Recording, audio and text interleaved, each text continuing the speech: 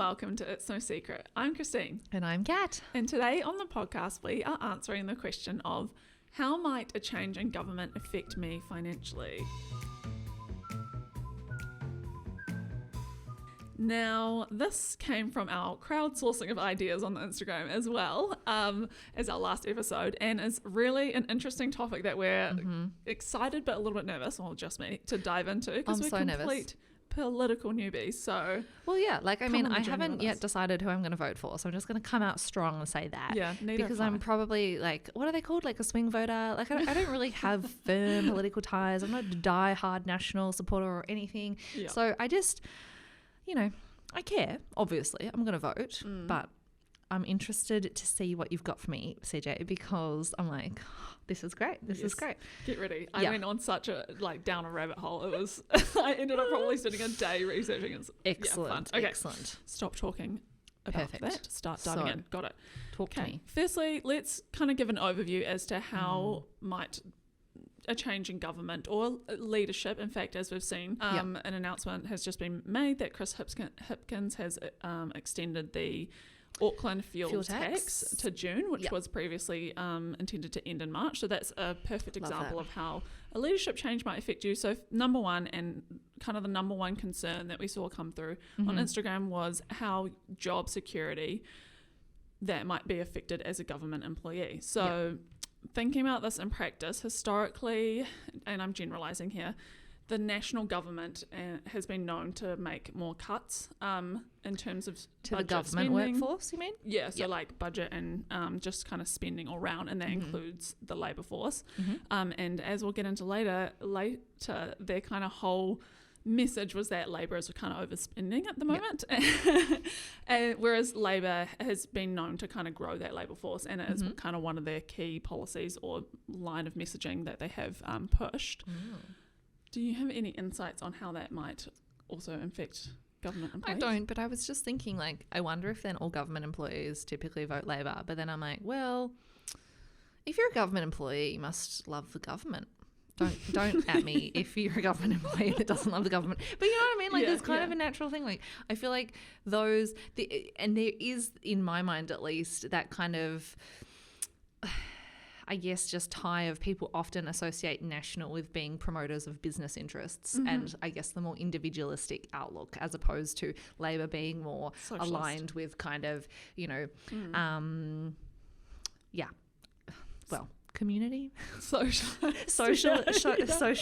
enterprise, social governance, makes me think of Scandinavia. those sorts of things. So there's definitely that. But I mean, you never know, right? Yes, yeah. There's always a certain number of people, like, people are going to be needed in a government employee workforce from the get-go. So I think the type of job that you have also definitely probably has to play a role in that, and and maybe perhaps your tenure, depending on your department. I don't know, as to what are the focus areas for, or I guess actually you could look at the new roles that have been created since Labour came into government, and then think about perhaps that could be where the target of the cuts are in terms of because if National's remit is to reverse all of Labour's policies, then that could be an option.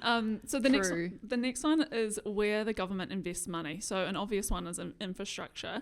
So this came to mind because, as many listeners of the pod will know, Ollie, my partner, is a landscape architect, and he works for an agency, and I remember multiple discussions around him saying that their workload and ability to pitch for jobs in the construction industry is directly impacted by the government party that is in government.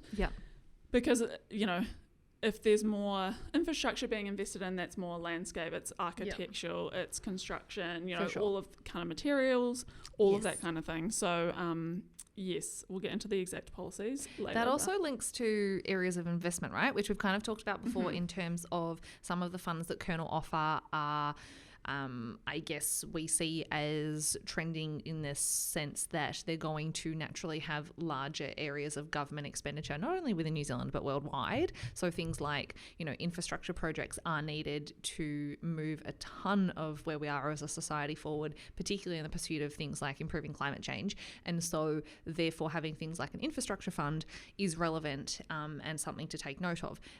I guess why they're linked is, how that might impact you, whether or not you work in those industries where there's a particular amount of government spending, we don't know, but you may be also investing in those industries where there is proposed to be or currently is a particular amount of government spending, and that could be of relevance. Yes, and as most Aucklanders, well, every Aucklander knows right now, climate change is a big one as well, and what the party's remit is to combat that, which also directly links to investing in those kinds of things, such as ESG and whatnot. Cool. Next one is tax changes. This is a big point of contention. So just generally the tax brackets and each party's kind of approach to how they want to change or remove or reinstate different tax brackets. And I'm so here for this one because I actually think the tax system in New Zealand's a joke, but whatever. Someone's definitely going to yell at me for that one. Yeah, I have some opinions on this too. I'm just going to eat my banana in quiet now. Yeah. Cool, yeah. So general enough. And then next one is social policies. So it's, for the purpose of this podcast, we do kind of focus on the 4 key economic growth areas, but it's important to note that anything that the government does is in some way linked to your financial position. So for example, a social or education, given the fact that Labour has brought in the policy that every Kiwi gets first year of a university free, as well as that's fun. And the free apprenticeships that Luke took advantage of as well, right? That's so true. It's government subsidies through COVID that all directly impacts your ability to pay for things. Or Ollie and I were chatting about this yesterday about how as millennials who missed that, we now sit here and think, well, we missed out on an extra $7,000 to $10,000 for the first year of our university, and that is also naturally going to impact the way that we look at the policy changes. While it's great for the future generations, that's not helping us at all. Exactly. So you can see why people vote the way they do. Finally, yes. Lending. Property. So, yes. So, I mean, where do you even start with this one? There is so much that has happened under the Labour government with this. It's the bright line test, increasing that timeline interest to deductibility. Yep, exactly. What else is there? I mean, I think they're the main ones. I mean, Healthy Homes Act kind of falls under that, PVO things a little bit, but a lot of things around obviously making property investment more expensive for property investors, and also potentially making some of the hurdles into home ownership a little bit harder. Also, you could argue, how much they have or haven't done in order of making home ownership more achievable, therefore, by, improving the, what's that word? Availability of houses. Oh, yeah. Supply. Supply, yeah, right.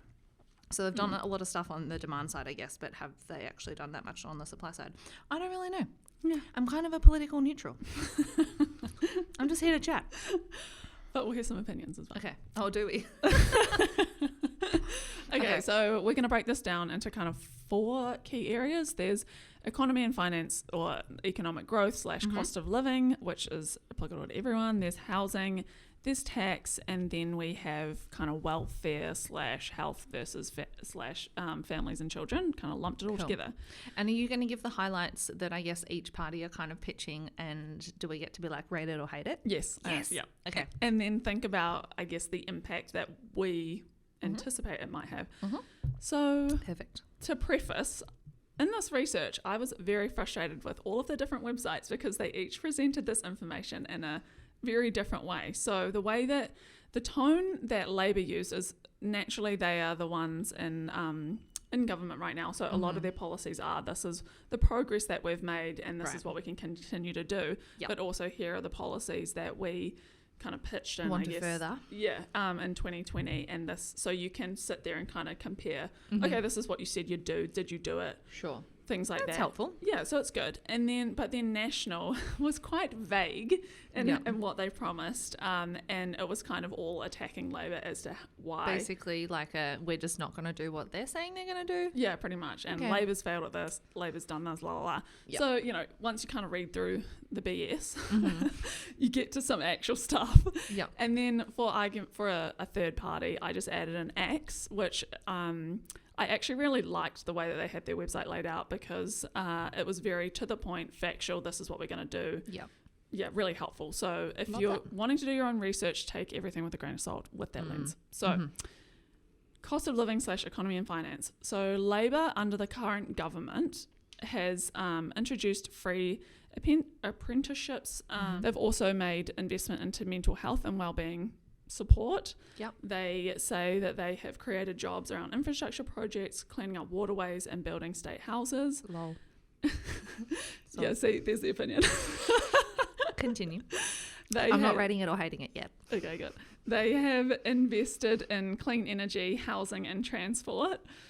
They have done things like delivered COVID and cost of living supports, so subsidies to both businesses and individuals throughout that time. They've also done trade deals with the UK and EU to make the cost of goods hopefully lower. They've introduced, and we'll say this later, an Auckland fuel tax, which, as we said, has just been extended. Yep. So that's Labor thinking about how they've tried to stimulate the economy and decrease the cost of living. Overall, do you feel positive or negative? Like you personally. Me personally, I think there's some pros and cons here. I think that I probably don't feel the benefit of that as much in a lot of these things. I also think I'm quite passionate about mental health, and I don't really see how that has been progressed at all. Because, me personally, it took me 6 months to find a therapist, and that was through private as well. So, some opinions. I do like the Auckland fuel tax because obviously we benefit from that. Yeah. But also the government subsidies I got nothing of. So I was just about to say that. I think the challenge with these, right, is like you look at them, and to your earlier point, particularly around the university being first year free, people are ultimately making decisions based on partly, sure, there are some people out there that are making decisions solely based on the benefit to everyone, but a lot of people do consider the benefit to themselves. And as you were reading out that list, I'm like, while I rate that as an overall idea, there isn't a lot of benefit to me as an individual or for my household at this point in time. And when everyone's feeling the brunt of like cost of living increases, the Auckland floods just having happened, various different challenges, it feels really hard to sometimes put into context the bigger picture and the fact that they're focused on other areas that you don't necessarily see a monetary result from yourself. And I think a lot of the policies are also multi-year, decade-long things. So for you to turn around and be like, okay, is one term enough to see the fruition of that? Probably not in a lot of cases, but also thinking about potentially a change in government. Is that government going to come back and reverse all of the things that had good intention, or are they going to see it through to see what the impact could be or should have been? Is another question. So National, which you would think would be like very specific on their kind of economic growth, they were actually really vague, and a lot of it was around kind of businesses, encouraging businesses to invest in themselves to drive faster technology adoption. So they generally want to remove barriers for businesses to thrive. So that includes things like helping businesses access capital and growing into larger ones. So, naturally that stimulates the economy. For sure. And then the other kind of key one was attracting high quality talent, so making it easier, as well as making it easier for entrepreneurs to access global capital, expertise and ideas, and get the trade agenda back on track so our exporters aren't falling behind Australia. So global outlook and businesses, really. Overall, do rate it. I mean, again... This reminds me of this article that I sent you yesterday. I'm like, I can see what they're doing here, in that to me that is saying like brains solve people, and to have more brains solve problems, and to have more brains we need more people, whether that be, as this article was talking about, through like population growth or through bringing in high quality talent and enabling businesses to hire more people. I definitely rate that as an idea. Again, though, it kind of goes back to the point of like, well, for me as a voter, do either of those things impact my cost of living situation or personal financial situation? Probably not. I look at that and I'm like, well, I'm kind of benefiting from the fact that it's a tight labour market because I've got a good leg to stand on when renegotiating my salary. But then also I want my business to succeed. So I do want fresh people to come in and there to be new ideas. And I do want New Zealand as an economy, particularly as someone who owns investments in, you know, New Zealand listed companies and have Kiwis over here. I do want the New Zealand economy to be very strong for those reasons. Definitely. And so pros and cons. Yeah, for sure. And I was also thinking about the healthcare system. So I have a couple of friends who are some doctors and they are just so heavily understaffed. It's insane. And so if we can bring high quality talent in kind of sectors like that, I feel like that can only be a good thing. For everyone. Yeah, exactly. And I think, you know, when you think about the industries that New Zealand relies on with, you know, we're large exporters of dairy and meat and all that kind of stuff.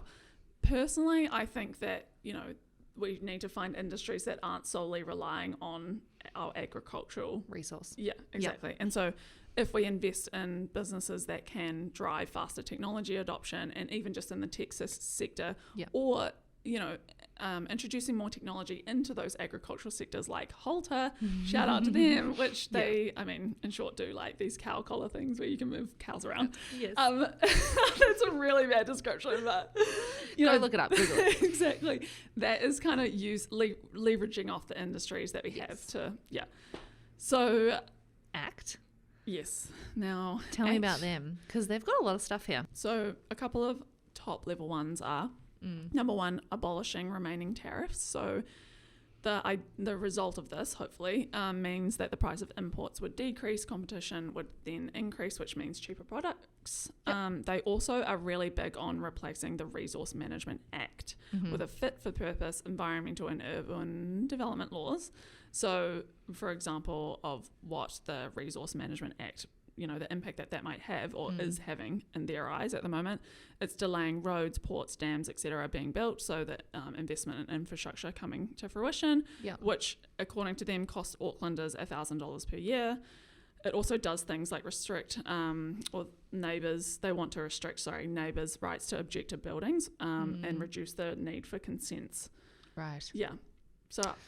Yeah, interesting. I can see why a lot of people in the kind of property business area are strong ACT supporters. Yes, and why they might have moved from National to ACT.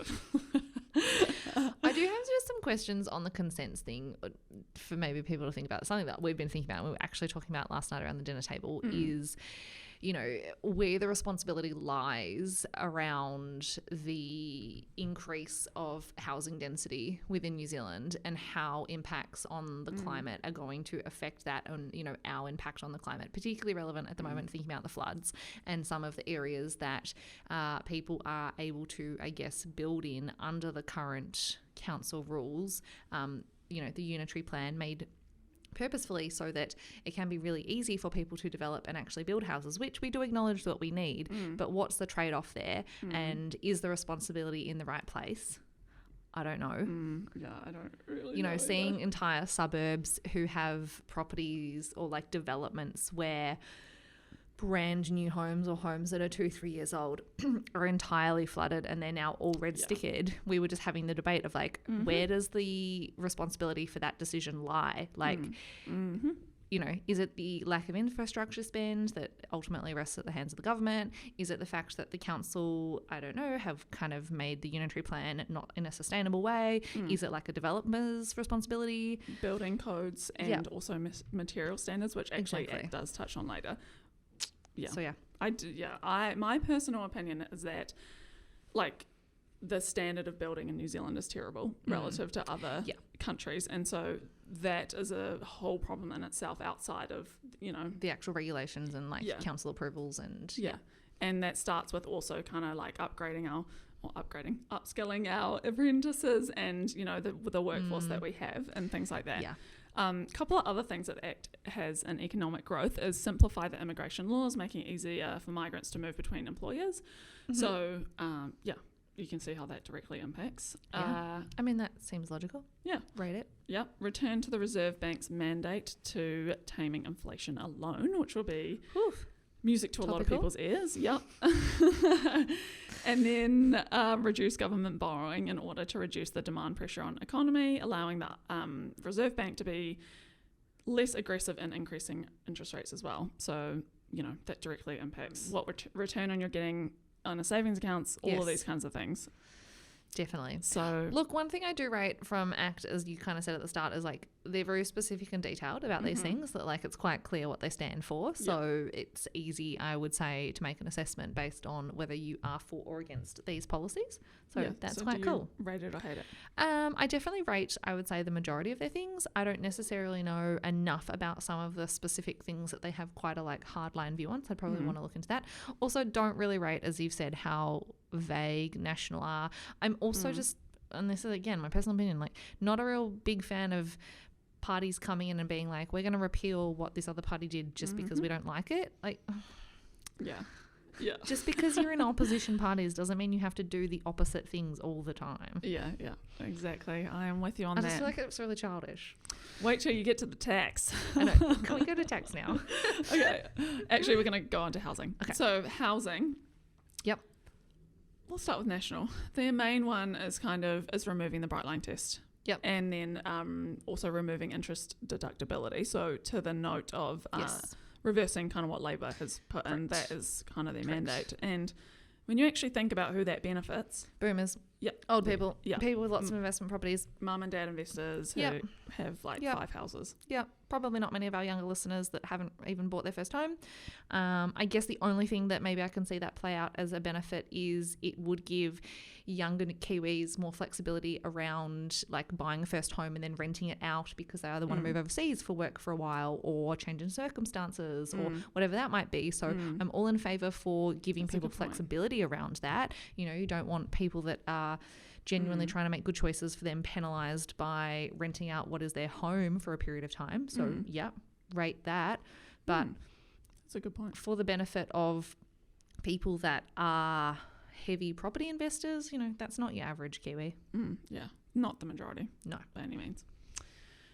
Also, on that, I guess I would say not a favour of further making tax rules that promote people to only invest in property in New Zealand, because if you've listened to the show before, you know that we're not super big fans of having all of your eggs in a property basket, and I think that sticking to the status quo of keeping like the regulations around housing and tax the same will just continue like the encouraging our generation to invest as our parents have, and that's not necessarily the best thing for New Zealanders. Exactly. And not to bring the floods back in, but a lot of people are experiencing their main asset or one of their main assets is completely ruined, or like, it's a huge cost to them. So exactly, you can't flood shares. Thank you, Christine. Yeah, you're welcome. So on to ACT. Couple of key ones. Compulsory 30-year building insurance. So this would ensure that builders can't build with risky materials. Rate it. I'm so here for this one, as you probably heard before. Love it. Yep. The RMA removal as above, so it would affect things like consents and being able to, reno and all that kind of stuff. And then they also are in support similar to National of removing the bright line test as well as bringing back the deductibility. Yeah, exactly. Yeah. I mean, I'm definitely in favour of like bringing back the deductibility because I think that, if people make the choice to then invest in property, it just makes sense. I don't know where I sit with this because really? because I think not having invested in my first property, I think there's in the back of my mind, well, it makes it easier for people to snap up the supply, so then it drives the price up for me. True.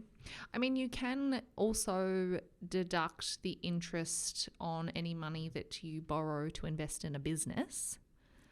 So I guess the question I would pose to you is like, is that fair? And should you also be able to do the same thing for property? The caveat to that is it's obviously a lot easier for people to get lending to invest in property, which therefore skews people to invest in property, as opposed to getting lending to invest in businesses and therefore like further grow the economy in that way. But that's kind of like a bank lending problem, as opposed to should those The people deduct- both be entitled to a deduction because they're trying to make a genuine well, I was about to say a genuine investment purchase, but then again, I'm like, how many people are just like buying batches and claiming it as an investment property? And then it's like, it's not really. Yeah. Yes. Okay. I see your point. Yeah. As a first-time buyer. Yeah. Okay. Labour and housing, you've got a lot of points. Yes, I do. Was this one of their big things? Like, was this part of their platform as like housing, fixing housing? Yes.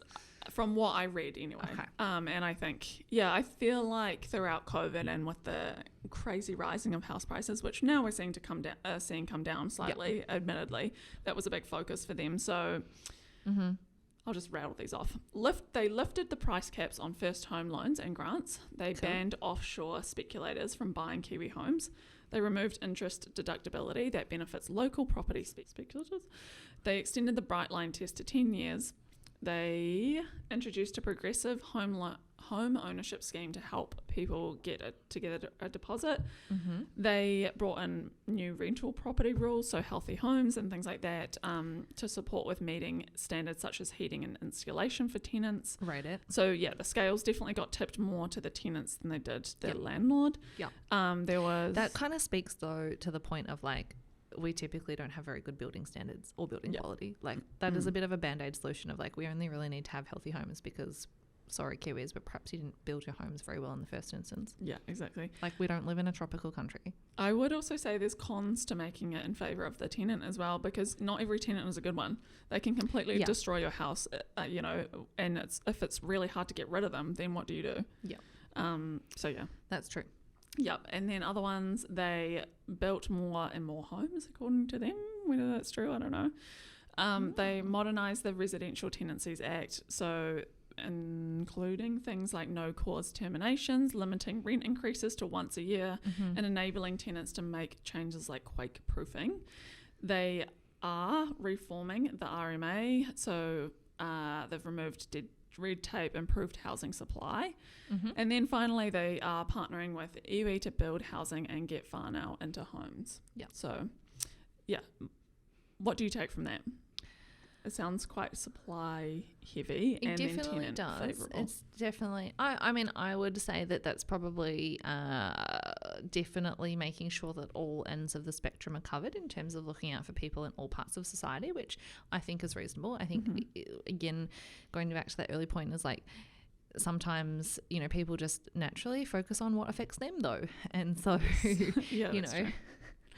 The only, I mean, to be fair, none of the stuff on that list actually really personally affects me, outside of the fact that things like having the Bright Line test extend to 10 years does weigh into future decision around whether or not we would ever buy an investment property in New Zealand. But I don't think that that's necessarily a negative thing. It's just something to consider. Do you think, so I guess if Kiwis have historically just been obsessed with property, and, if that is deterring you away from an investment property, if, let's say, the intention is to drive more investment, if people drive more people to invest in other assets, yet the learning curve might be quite steep for things like investing in the share markets or alternative assets, if that's a route you want to take, do you think it's doing the job? Because in some ways, it's easy to rest on your laurels and rely on what you know. So what I was also just thinking, I was like, is the learning curve to invest in shares actually that much harder as the learning curve to invest in property? Well, yeah, right. Like everyone probably thinks it is, but is it? Yeah, that's a good point. I think it's easier. Well, it's more comfortable. Yeah, and because we can know it and see it and get like emotionally attached to it, but. Yeah, that's a whole other debate. It's a good question to ponder. But just something that I was like, well, people assume, but we're not necessarily inherently excellent property investors. That's true. So, okay, love it. Moving on. Tax. Please. I'm so excited. Tell me. Tax. What is Labor doing? Okay. Labor has introduced a 39% tax rate for over $180,000 earners. So that affects 2% of earners. So it's not a huge amount, but it is probably the ones that care the most. They have introduced an Auckland fuel tax, as we've mentioned. They have extended the Bright Line test, as mentioned. Interest deductibility, again. which being removed on houses that aren't your first or your primary home. Yep. And then higher interest rates on loans that move profits out of New Zealand. So foreign countries also have to collect GST on low value goods sold into New Zealand. Okay. So a few changes. Okay. Yep. National. So this is what they're proposing. Strap in. Okay. Tell me. So they want to remove the 39% tax bracket, i.e. reverse what Labor did. Do they have a reason for this? Probably because majority of their voters are in that bracket. I'm making some gross generalizations here, but I'm going to hazard a guess that might be a big factor in it. So I guess to put that into context, because I was quite intrigued by this, if you take a fairly costed interpretation of National's policy, the changes would give people earning the Prime Minister's salary, so I believe that's around $400,000 or something like that, about $54,000 over 3 years of the next Parliament, while people on the minimum wage would get a bit less than $350 over the same period. So yeah, and then if you look on their website, the way that they've kind of broken it down is into salary bands or income levels rather. So they're saying they're going to change all the tax rates? No, just remove the 39%. Right. So I don't agree with that. Yeah, I don't either. I'm like, it just like I don't earn more than $180,000, but if I would, I wouldn't care that I was paying 39% tax. Yeah, exactly. Straight up. Yeah. In Australia, the highest tax rate is 49%. Like, get over yourselves, people. Yeah. I mean, I was going to compare that to Denmark, which the lowest tax bracket is 39%. But yeah, but seriously, it's like we're a pretty low tax country anyway. And no, sorry, National. Yeah, don't rate it. I completely agree. I think if you're earning that amount, you are in a privileged position, yes. And so you can probably afford the extra amount over those 3 years. Yes. Yeah, especially relative to the people who need it the most, which are only going to benefit from it a little bit more. Exactly. Yes. So, okay. Thinking of other changes that they're making with related to tax. So it's as we said, it's unwinding a lot of Labor's taxes, such as the regional fuel tax, a light rail tax for Aucklanders, the Bright Line test, the tenant tax removing interest deductibility, the car tax punishing anyone who needs a ute or a truck, which links to climate change, think so. Yep. The jobs tax, which targets employees and businesses to subsidise unemployment benefits. Interesting. Yep. I feel like just looking at that list of taxes that they want to abolish, they're just trying to do a catch-all of like getting everyone right, because your people that care about your car tax on utes and trucks arguably are people that are different to like interest deductibility. Yes, they are. On homes versus those on the 39% tax bracket. So I'm looking at that being like, this is a people-pleasing tax move. Yeah, and I think it's trying to pick up the fringe people that perhaps feel kind of, I don't know, negatively impacted by Labor is what I read with that. So ACT kept it simple. Love it. So here for something simple. Tell us more. They want lower, flatter taxes. So what this means is they want to deliver a tax cut for every earner, including $2,185 for an average full-time worker with a 2-rate tax structure. So that is 17.5% up to $70,000 and 28% thereafter, together with a low and middle income tax offset. So they're simplifying it, only 2 tax rates. Yeah. What do you think of that? So this is going to sound outrageous, but I'm deeply suspicious when everyone says, let's just reduce tax, because I'm like, how are you going to afford that? Where's that money coming from? Yeah. How are you going to pay for infrastructure and healthcare and all these things? I know. Like, I can completely understand raising of taxes because things that are of benefit to the entire society are more expensive. So that would be my first thing is like that inherently just makes me a bit nervous because I'm like, where is all that other money going to come from then? Or where are you going to take it from? Exactly. The other thing I would just point out that I find really interesting about this whole thing is that it really focuses on income tax. And again, like we've talked about this before on the show, but one of my criticisms of New Zealand as a country is like there seems to be a very immature like tax system. And yes, you could look at Australia and be like the tax system is quite complicated, but there are other areas in which you can collect tax from in terms of like people's investments or their KiwiSaver or those types of things. Totally. And you know, this is really focused on people's income or their expenses, i.e., you know, things like the regional fuel tax making their expenditure more expensive, that kind of stuff. But what about GST, I don't know. like taxing sugar versus healthy foods and things like that, which would help with other problems like or focusing obesity on and things taxes that can be applied in other areas to either incentivize or disincentivize people to have certain investments or look at their future or invest in their own KiwiSaver. Like, why does no one want to talk about that stuff? I want to know. Anyone on the pod want to? I want to know. Add a commentary. If anyone works in the government, come hit me up. Yeah, or correct us on our incorrect. I do want to know. So yes. Yeah.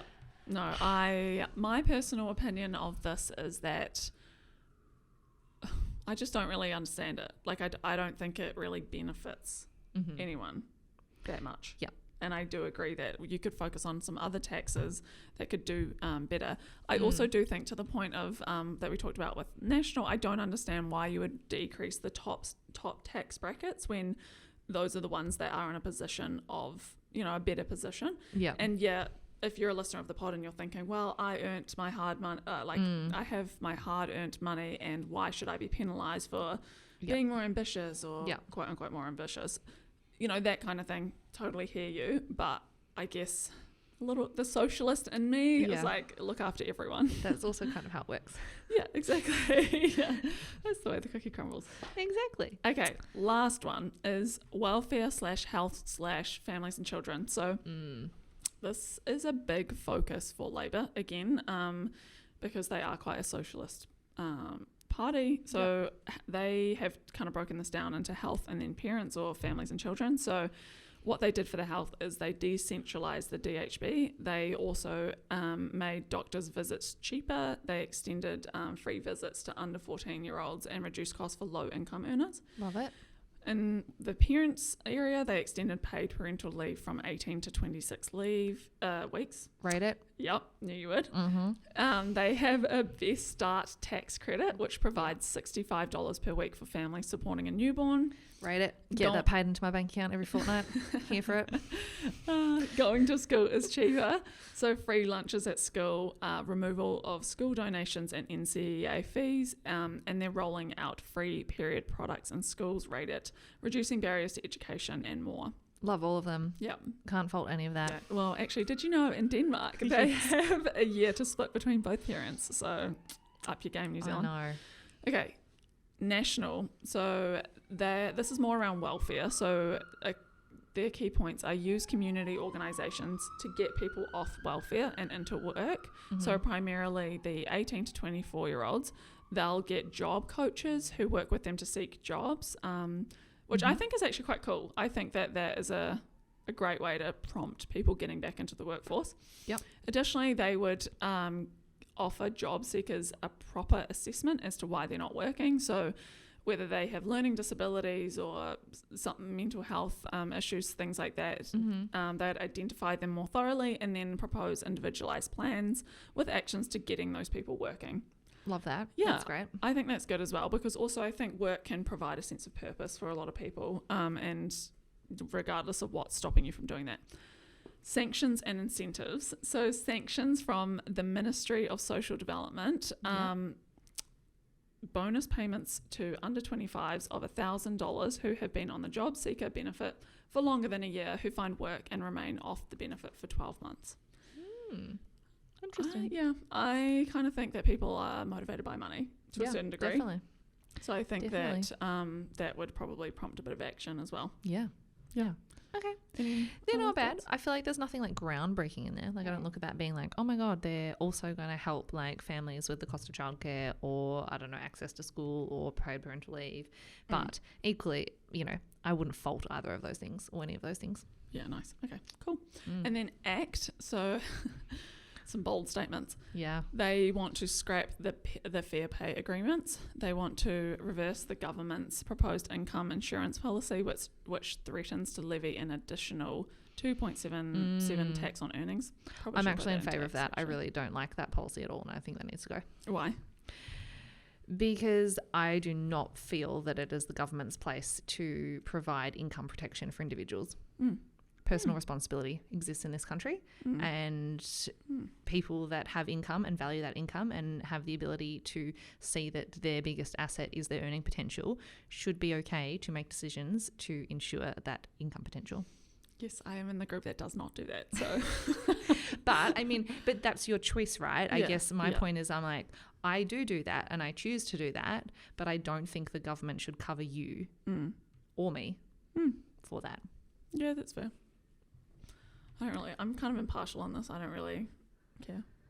Not care. Like, I can see your argument, but I can also see the other side. And so I'm not like hard line one I just think that if we have that and we have ACC, we have a misbelief in this country that the government is just going to provide for our either lack of income or cover all of our healthcare costs, you know, for anything that happens to us. It's like they're your fallback should something bad happen to you. And I'm like, that's not reality. No. Unless you're in a society like parts Denmark, of Scandinavia, and sure, make all of our tax rates like 55% and then heck, go wild. Yeah. Yes, completely agree with you. But you can't do that and then also have like 17%. Yeah. Who was going to pay for this stuff? The numbers don't add up. Yeah, exactly. So yes, I'm in favour of ACT saying that they're going to reverse that. Yes, yeah. I don't really know if this relates to welfare, but I thought that was kind of interesting. They also want to offset the introduction of a Matariki public holiday by removing another public holiday, e.g. the 2nd of January. So that must just King's birthday, throw that out there. Woo. Yeah, because we like the Queen better. Yes. That's fair. I think that's reasonable. Yeah. I mean, I guess who does it benefit? Well, benefits businesses, but it also potentially benefits employees. Yeah. How? In some ways. Well, I guess like not all employees can work on public holidays. Some get paid additional. True. Right. I mean, for some people it's good if they work in an industry where then you get holiday pay, but then others, businesses are like, we can't afford that, and so they close. Yeah, that's true. You know, that's true. so... Yeah. Also, I think this ties into, there's been a bit of a thread recently on LinkedIn of people talking about that they are at a company level not forcing people to take public holidays that are defined by the current public holidays. I saw this a business in Australia because it was recently Australia Day, and kind of giving employees the option that, you know, recognising that for many cultures, like Christmas Day is not your biggest celebration, and therefore having public holidays that say relate to what is the defined Christmas Day or New Year's Day being the 31st or the 1st, like isn't actually most appropriate for you in your individual culture. And so That's you really may cool. want to almost work those days so that then potentially you celebrate like Chinese New Year or you know, what, like Ramadan, whatever it might be, that's more appropriate for you. I love that. Right? I think that's pretty great. cool. And also, if you're then working when everyone is off on, or like a lot of other people are on holiday, let's say for Christmas, then you're probably going to get more work done. So that's great for the employer. Exactly. So I was like, that's quite cool. But businesses can obviously do that without the government having to make any formal change. But that was kind of something that people were doing for encouraging, I guess, just like more relevant work for their staff, which I thought was cool. Love it. Okay, and just to round out ACT, they want to reintroduce 90-day trials to make it easier for employers to take a chance on a risky employee. Here for this. Yeah, I'm kind of in favour of that one too. Yeah. And then other things, they want to pay quote-unquote good teachers more, so high-performing ones, I guess, and then gradually increase the superannuation age. Here for that also. Yeah, Ollie and I had a great discussion about this last night because I think from memory, he'll be listening and being like, what are you on about? France is quite a leader in this space, and they have extended the superannuation age by 2 years or something. And so, but they're having so many riots about it. People in France are not happy. No, and so then it sparked a debate of, okay, so you've worked your whole life, you've finally, let's say you reach 59, and then they move the goalpost, and then you're like, well, I was gonna retire, but that's then fair. You know, we have an aging population. And the younger I guess generations. The flip side is like, well, then also for us, I was going to say benefits younger people, and you can kind of say the same thing about people currently getting free university. Yeah, that's true. Yeah, you're never going to please everyone. But also, isn't the intention of superannuation to supplement, not be the full amount? And so you could argue, well, why don't you invest more in financial education and like setting people up in other ways, like earlier, to not get to the point where they then have to, rely on a 2 year For sure. to then be able to live. I think the reason I'd be in favour of this is also just the reflection that we are, as a population, living a lot longer. People's natural working ability is likely to be a lot higher than 65 now. Pretty much all people that I know over the age of 60 have the health capacity to work beyond 65 and the desire to work beyond 65, because, potentially living into your 90s, not having anything to do necessarily for 30 years is a really long time. And so I think there does need to be a reflection of that in the change in superannuation age, right? Otherwise, you're basically just paying people additional money to then also top up their normal pay. And that's where I feel like maybe a bit of an equity starts to come into play. Yeah, I agree. Good point. Nice. So this was our political chat. Yes. So at the end of this, I don't think I have yet decided who I'm going to vote for. With the exception that I will say that my general stance is to vote for the party and the policies, not the person. Let's not get too tied up in who the political leader is, because those things definitely change. And as we can see, not everyone lasts 3 years.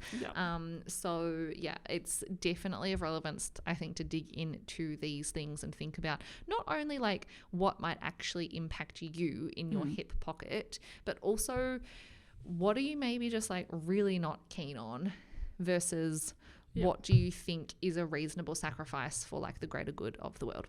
Yeah, and every party isn't perfect. So you're going to have to make some sacrifice in some area. Exactly, compromise. To get, to benefit another.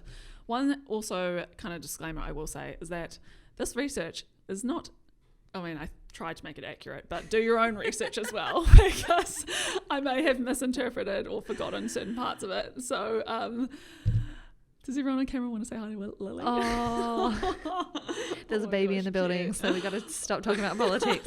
She will benefit from free university potentially, but who knows as to whether or not Labor will even be in power in 18 years' time. Think about future, Lily. Well, thanks for joining us for this political gander. Love to speak more to the team and any listeners about this, particularly because Christine and I are being straight up about we don't know everything about politics. We don't really know anything about politics. So if you have some actual legit chat on this, really keen for you to hit us up on the Instagram at It's No Secret NZ, or flick us an email on our website, itsnosecret.co.nz. Don't DM us or add us about factual inaccuracies on this episode. Or our political views. Exactly. Good vibes only. Thank you, people. Yeah, okay, bye. See you next Tuesday. Bye.